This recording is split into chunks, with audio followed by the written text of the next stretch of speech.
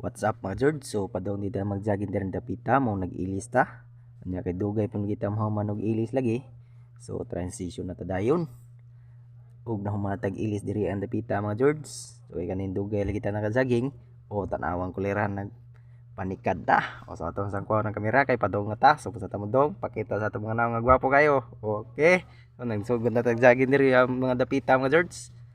Anya kay ganahan lagi makita lagi sa mga 1.0 daw. Oh, 2.0 di ay.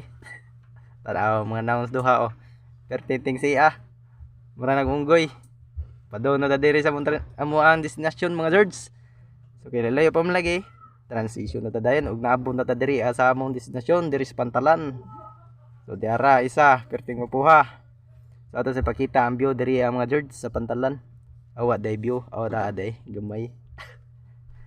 Ug di ara mga George, hawan kayo. Na di isa nagdit-dit. Kaya na dugay pa na naka-jogging.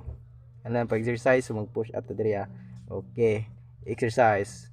So dungan kayo mga George.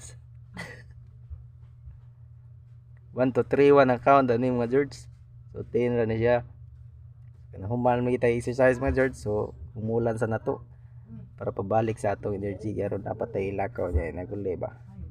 Aron dagdag presko kay basig na mga chicks daw sa the place Kersada kani akong pares. May naglabay daw dili ni mo singot manimaho na daw dagat. So sinabli game diri ang dapita mga George. Nya kay dugay man lagi ta mahumar ligo. Transition na ta dayon. So nanaka na mi kay muli na kanira taman. Salamat.